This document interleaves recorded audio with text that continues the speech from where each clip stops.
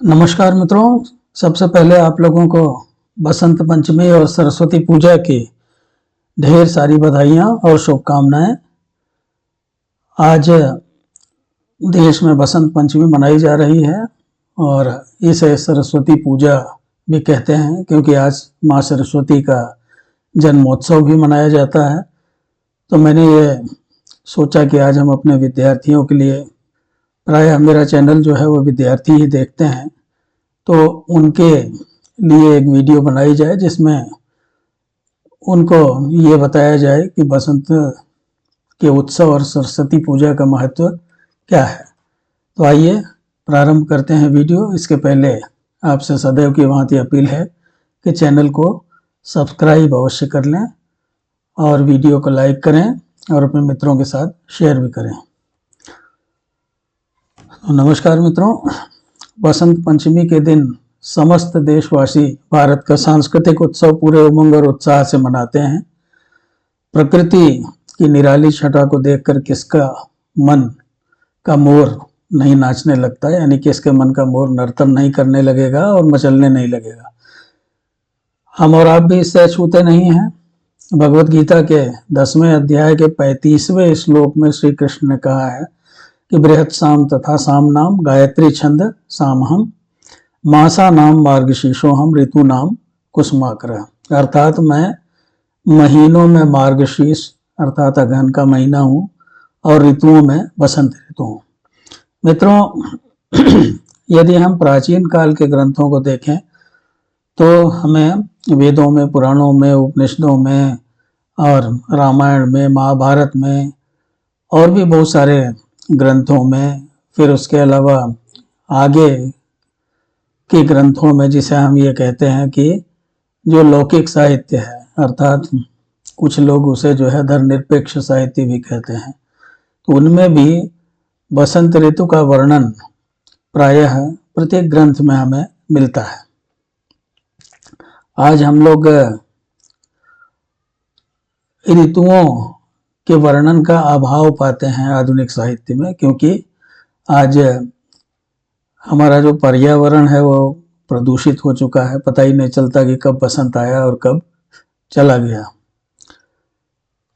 परंतु मित्रों, यहाँ एक उदाहरण मैं आपको देना चाहूँगा कवि कुलगुरु महाकवि कालिदास के ग्रंथ से, जिसमें उन्होंने बसंत ऋतु का वर्णन करते हुए कहा है कि द्रुमाः सपुष्पाः सलिलं सपद्मं स्त्रियः सकामाः पवनः सुगन्धि सुखाः प्रदोषा दिवसाश्च रम्याः सर्वं प्रिये चारुतरं बसन्ते वापी जलानां मणिमेखलानां शशांक भाषां प्रमदा जनानां चूतद्रुमाणां कुसुमान् विततानां ददाति सौभाग्यमयं बसंतः। अर्थात वृक्ष फूलों से लद गए हैं, जल में कमल खिल उठे हैं, स्त्रियों के मन में काम जाग उठा है, पवन सुगंध से भर गया है, सांझ सुखद होने लगी है और दिन अच्छे लगने लगे हैं। बसंत ऋतु में प्रत्येक वस्तु पहले से अधिक सुंदर हो गई है।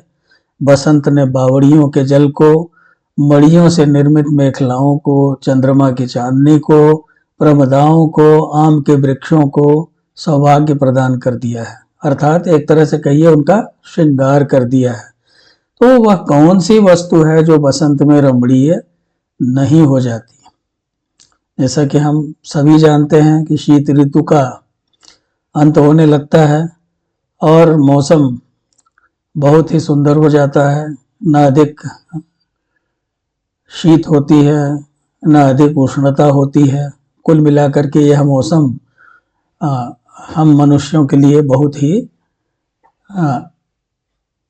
अपेक्षाकृत बहुत ही अच्छा होता है। यानी कि इसमें हमें किसी तरह का भय नहीं होता है कि सर्दी लग जाएगी या बहुत गर्मी लग जाएगी। तो कुल मिलाकर के ये मौसम, बसंत ऋतु का मौसम जो है बहुत अच्छा होता है, इसीलिए इसे ऋतुराज कहा गया है, यानी ऋतुओं का राजा कहा जाता है बसंत को। मित्रों, बसंतोत्सव को हम सरस्वती पूजा के रूप में भी मनाते हैं।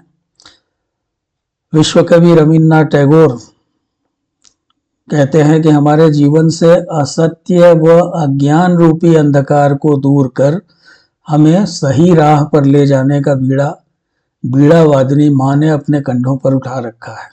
भारत की पवित्र धरती सदियों से विद्यार्जन और विद्यादान की पुण्य भूमि रही है। अब जैसे ऋग्वेद में एक मंत्र मिलता है, हम सभी आप लोग सुनते रहते हैं उसको, कि आ नः भद्राः क्रतवः यन्तु विश्वतः, यानी कि अच्छे विचार जहाँ से भी हमारे पास आए उन्हें आने दो।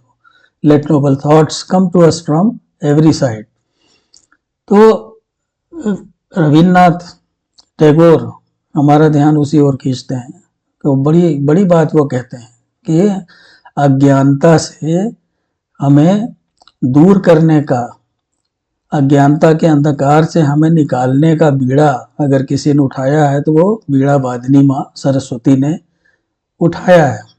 तो इसलिए हमें सरस्वती माँ के प्रति अपना आभार प्रकट करना चाहिए और उनके चरणों में अपना शीश नमाना चाहिए, उनका आशीर्वाद प्राप्त करने का प्रयास करना चाहिए।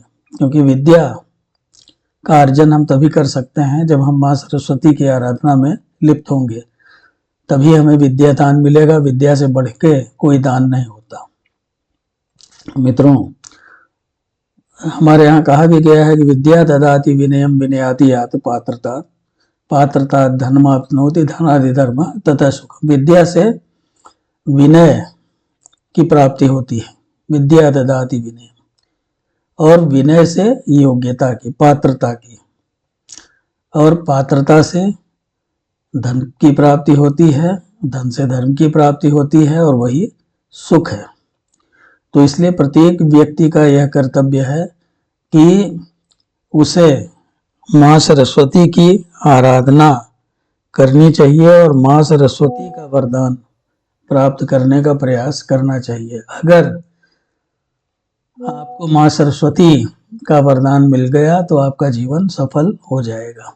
मित्रों, क्यों ये बात मैं कह रहा हूँ? क्योंकि देखिए, सरस्वती स्तोत्र में कहा गया है कि सरस्वत्याः प्रसादेन काव्यम कुर्वन्ति मानवाः तस्मान् निश्चल भावेन पूजनीया सरस्वती श्री सर्वज्ञ मुखोत्पन्ना भारती बहुभाषिणी अज्ञान तिमिरम हंति विद्या बहु विकासिनी। तो सरस्वती के प्रसाद से ही सभी मनुष्य काव्य को पूर्ण करते हैं। कहने का मतलब कि काव्य से यहाँ अर्थ यही है कि जो भी हमारी पढ़ाई लिखाई है उसको हम पूर्ण करते हैं सरस्वती के प्रसाद से। अतः वह सरस्वती देवी निश्चल भाव से पूजनीय है, जो श्री सर्वज्ञ वीतराग प्रभु के मुख कमल से उत्पन्न हुई हैं, जो विविध प्रकार की विद्याओं का विकास करके अज्ञान रूपी अंधकार को नष्ट करने वाली हैं। ऐसी है सरस्वती देवी, आप सदैव हमारी रक्षा करें। तो इस तरह से माँ सरस्वती की प्रार्थना करनी चाहिए। अब जैसे आप श्री दुर्गा सप्तशती में भी पढ़ते हैं कि या देवी सर्वभूतेषु विद्या रूपेण संस्था नमस्तस्यै नमस्तस्यै नमस्तस्यै नमो नमः। या देवी सर्वभूतेषु ज्ञान रूपेण संस्थिता नमस्तस्यै नमस्तस्यै नमस्तस्यै नमो नमः। या देवी सर्वभूतेषु बुद्धि रूपेण संस्थिता नमस्तस्यै नमस्तस्यै नमस्तस्यै नमो नमः। तो माँ सरस्वती हमारे अंदर आप ज्ञान के रूप में, बुद्धि के रूप में, विद्या के रूप में स्थापित हुई है। आपको बारंबार नमस्कार है। मित्रों, माँ सरस्वती वह कामधेनु है। कामधेनु का मतलब क्या होता है? कामधेनु वो होती है जो आपकी हर इच्छा को, समस्त इच्छाओं की, समस्त कामनाओं की पूर्ति करने वाली होती है, उसे कामधेनु कहते हैं। तो माँ सरस्वती ही वह कामधेनु है जो समस्त कामनाओं की पूर्ति करने वाली हैं। असतो माँ सद्गमय, तमसो माँ ज्योतिर्गमय, मृत्योर माँ अमृतगमय। यानी असत्य से सत्य की ओर ले चलो, अंधकार से प्रकाश की ओर ले चलो, मृत्यु से अमरता की ओर ले चलो। ये मंत्र हम लोग पढ़ते हैं। तो इन मंत्रों में जो कामना की गई है उस कामना की पूर्ति बिना माँ सरस्वती की कृपा के संभव नहीं है। विद्या अमृतम अश्नुते, अर्थात विद्या अमृतत्व प्रदान कराती है। विद्या ही अमरता प्रदान करती है। देखिए, विद्वान व्यक्ति, हमारे शास्त्रों में कहा गया है कि राजा जो है वो तो केवल अपने राज्य में उसकी पूजा होती है, लेकिन विद्वान व्यक्ति की पूजा सारे विश्व में होती है, सारे संसार में होती है। तो महासरस्वती साहित्य और संगीत की अधिष्ठात्री देवी हैं और परमेश्वर की 3 महान शक्तियों महाकाली, महालक्ष्मी, महासरस्वती की त्रयी में सम्मिलित हैं। आप दुर्गा सप्तशती पढ़ते हैं तो आप देखिए उसमें आप मंत्र यही पढ़ते हैं ना, महाकाली, महालक्ष्मी, महासरस्वती देव्या प्रीत्यर्थो विनियोगः। तो माँ सरस्वती हमारे मुरझाते हुए हृदय को अपने स्नेह से सींचकर हरा भरा कर देती हैं, हमारी चित्त वृत्तियों का परिष्कार करती हैं। तरह तरह के नाना प्रकार के अच्छे और बुरे विचार हमारे अंदर आते हैं।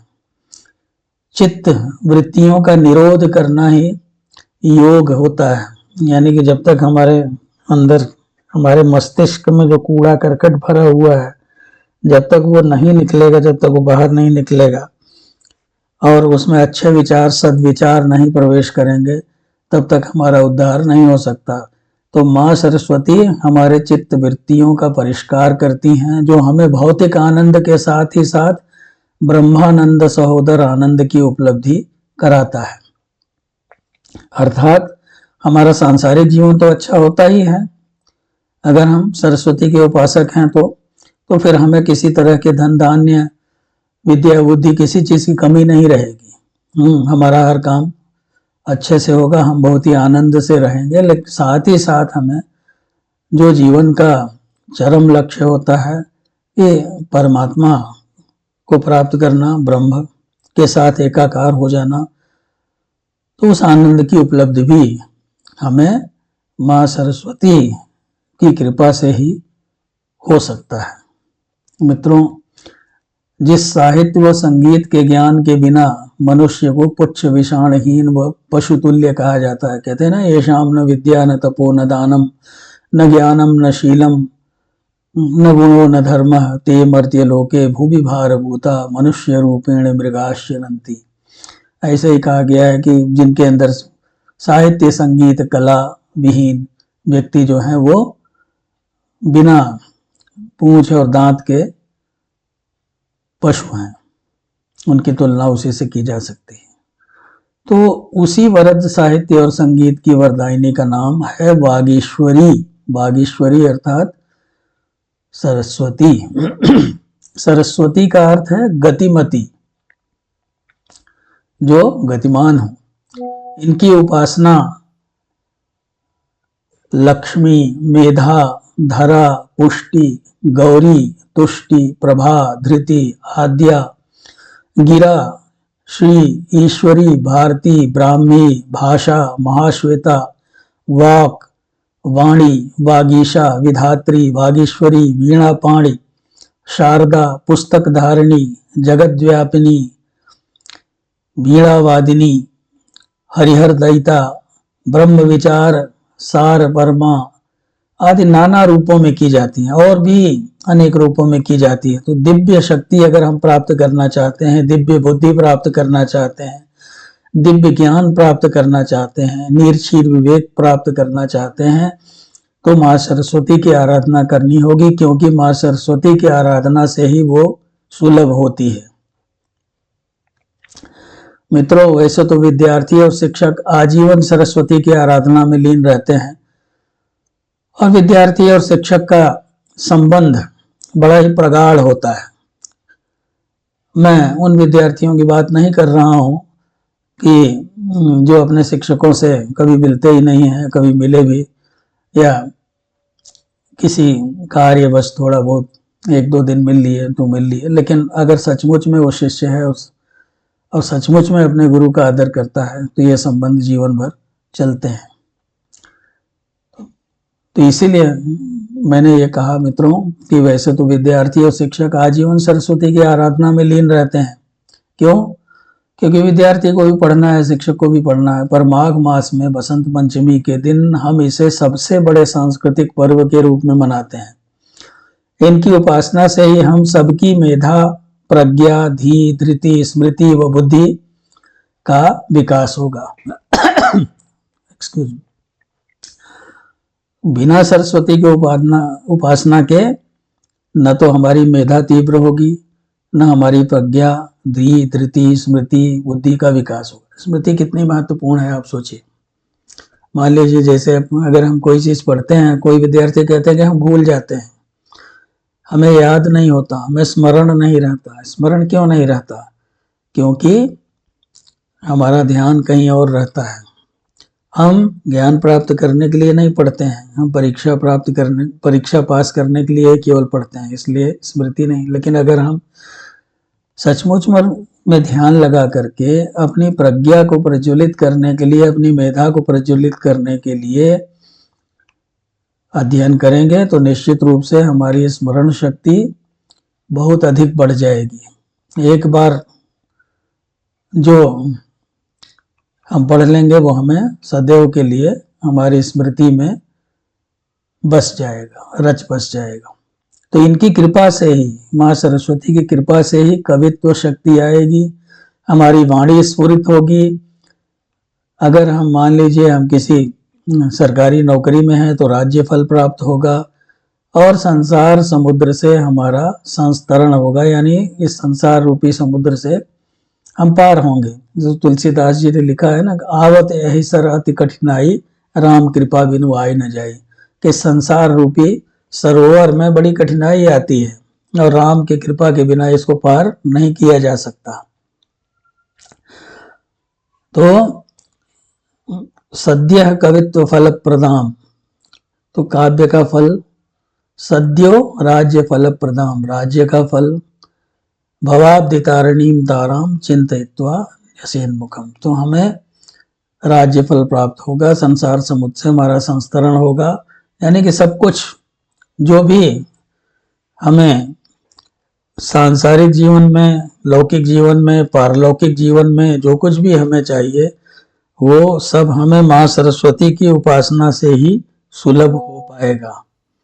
मित्रों, तो ऐसे अनुपम अवसर पर मेरी अपनी सभी सब्सक्राइबर्स से, मेरे जितने भी दर्शक हैं मेरे चैनल के, उन सब से प्रार्थना है कि सभी अपने अंतःकरण में स्थित श्रद्धा के माध्यम से अपना भाव पुष्प अर्पित कर माँ सरस्वती को प्रसन्न करने का यत्न करें। जो भी विद्यार्थी हैं कंपटीशन की तैयारी कर रहे हैं, प्रतियोगिता परीक्षाओं की तैयारी कर रहे हैं, आज सच्चे मन से आप माँ सरस्वती को भाव पुष्प अर्पित करें।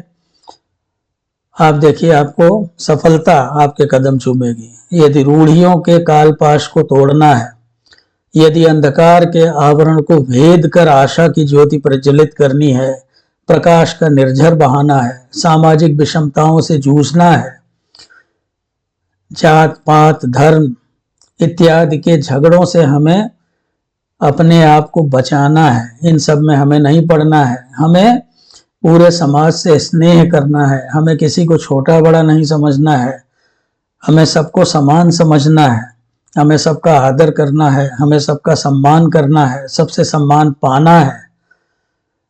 जो भी सामाजिक विषमताएं हैं उनको हमें दूर करना है, हमें महिलाओं का आदर करना है, सभी महिलाओं को माता बहन की तरह समझना है। तो हमें भी आज, और आज ही नहीं बल्कि प्रतिदिन माँ सरस्वती का आह्वान करना होगा, क्योंकि बिना माँ सरस्वती के आह्वान के आपको कुछ नहीं मिलेगा। मित्रों, मैंने अपने जीवन में सदैव सरस्वती की आराधना की है, और आज मुझे जो कुछ भी, थोड़ा बहुत भी जो मुझे ज्ञान है वो उन्हीं की कृपा है। और उन्हीं की कृपा से, अगर उनकी कृपा ना हुई होती तो आज मैं प्रोफेसर ना होता और अपनी रोजी रोटी न कमा रहा होता। कहीं भी आप किसी भी क्षेत्र में जाना चाहते हैं तो उसके लिए सरस्वती का वरदान होना आपके लिए आवश्यक है। हो सकता है बहुत सारे लोग ये कहें कि मैं नास्तिक हूँ, मैं किसी ईश्वर में विश्वास नहीं करता, किसी देवी देवता में विश्वास नहीं करता। तो मित्रों, मैं बताऊं, जब मैं विद्यार्थी था तो मेरे प्रोफेसर्स कहते थे कुछ भी पढ़ो, कोई भी पुस्तक पढ़ो, वही सरस्वती की आराधना है। तो पढ़िए और बढ़िए। कि जब तक आप पढ़ेंगे नहीं तब तक आप बढ़ेंगे नहीं। यही सरस्वती की आराधना है, चाहे आप आस्तिक हो चाहे नास्तिक हो। पढ़िए मित्रों, एक बात और आपको कहूंगा कि देखिए, यहाँ बहुत सारे हमारे विद्यार्थी जो हैं प्रतियोगी परीक्षार्थी हैं, और प्रतियोगी परीक्षार्थी होने का मतलब यह है कि उनकी दूसरे विद्यार्थियों के साथ प्रतिस्पर्धा होती है। स्वस्थ प्रतिस्पर्धा के द्वारा प्रतियोगी परीक्षार्थी अपने लक्ष्य को प्राप्त कर सकते हैं। यहाँ ईर्ष्या और द्वेष के लिए स्थान नहीं है। जहां आपके मन में ईर्ष्या आया, द्वेष आया, अहंकार आया, यानी किसी भी तरह का मनोविकार आया, वहीं आपका पतन प्रारंभ हो जाएगा। दूसरे को आगे बढ़ता देख करके, अच्छा विद्यार्थी है कोई तो आप उससे पूछिए कि भाई हम भी आपकी तरह अच्छा बनना चाहते हैं। उससे ईर्ष्या मत कीजिए, उससे द्वेष मत कीजिए।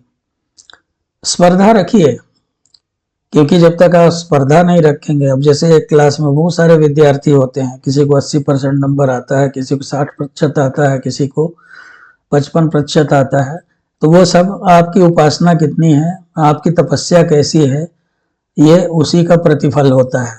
इसमें ईर्ष्या और द्वेष करने की आवश्यकता नहीं है। स्पर्धया वर्धते बुद्धि, स्पर्धया वर्धते बलम, स्पर्धया वर्धते श्रद्धा, स्पर्धा कल्याणकार। अर्थात स्पर्धा से बुद्धि, बल और श्रद्धा में वृद्धि होती है, स्पर्धा कल्याणकारी होती है। तो बिना प्रतियोगिता के न आपके बुद्धि में विकास होगा, न बल में विकास होगा, न श्रद्धा में विकास होगा। लेकिन अगर आप पॉजिटिव रहेंगे तब होगा ये सब, सकारात्मक रहेंगे। नकारात्मक रहेंगे तब नहीं होगा। सकारात्मक रहेंगे तो स्पर्धा कल्याणकारी होगी। अतः जीवन में स्पर्धा का होना आवश्यक है। Competition increases intelligence, strength and faith. Competition is beneficial. Therefore, competition is necessary in life. मित्रों, माता सरस्वती की प्रतिमा अथवा चित्रों में हम कुछ प्रतीक चिन्हों का दिग्दर्शन करते हैं, जिनकी जानकारी एक विद्यार्थी के लिए अत्यंत महत्वपूर्ण है।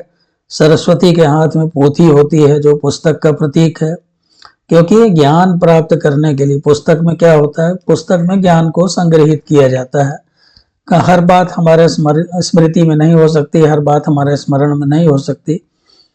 तो अगर उसको लिपिबद्ध कर दिया जाता है, उसको पुस्तक के रूप में लिख दिया जाता है, तो सबके लिए सुलभ हो जाता है और उसको पढ़ करके हम उसका स्मरण कर सकते हैं। उनका श्वेत वस्त्र शुद्धता और सत्य का प्रतीक है। जैसा कि हम सभी जानते हैं, सभी को श्वेत वस्त्र पसंद है। बेदाग जिसे हम कहते हैं, यानी कि अगर हमारा चरित्र बेदाग है, हमारा व्यक्तित्व बेदाग होना चाहिए। वो बेदाग कब होगा? जब हम सदैव सत्य के आग्रही होंगे, जब हम सदैव सत्य बोलेंगे तो हमारा चरित्र उत्तम होगा। माता सरस्वती को कला और संगीत की देवी भी कहा जाता है, इसीलिए उन्हें वीणावादिनी कहा गया है। कला और संगीत ऐसी विद्याएं हैं जो मनुष्य के अंदर ऐसी भावनाएं उत्पन्न करती हैं जो सबसे प्रेम करने वाला हो जाता है। कोई चिड़चिड़ा व्यक्ति कलाकार नहीं बन सकता, अच्छा कोई क्रोधी व्यक्ति कलाकार नहीं, यानी जो मनोविकारों से ग्रस्त व्यक्ति हैं वो अच्छे कलाकार और संगीतकार नहीं बन सकते। संगीत और कला मनुष्य को विनम्रता सिखाती है, तो इसलिए माँ सरस्वती से हमें संगीत और कला की प्रेरणा भी लेनी चाहिए। उनको हंस पर सवारी करते हुए प्रदर्शित किया गया है। देखिए, हंस के बारे में हमारे यहाँ एक कहावत है कि हंस जो है वो नीर क्षीर विवेकी होता है। अर्थात हंस को अगर ऐसा कहा जाता है कि पानी और दूध मिला करके दे दिया जाए तो दूध पी लेगा, पानी बचा रह जाएगा। तो ऐसे ही हम सभी सांसारिक मनुष्यों को निर्शीर विवेकी होना चाहिए, अर्थात क्या अच्छा है क्या बुरा है उसका निर्णय लेना हमें आना चाहिए। तो इसीलिए उनको हंस पे सवारी करते हुए दिखाया गया है और उनका कमल पर विराजमान होना आध्यात्मिक जागृति का प्रतीक है। तो मित्रों, उम्मीद है कि आपको ये वीडियो पसंद आई होगी।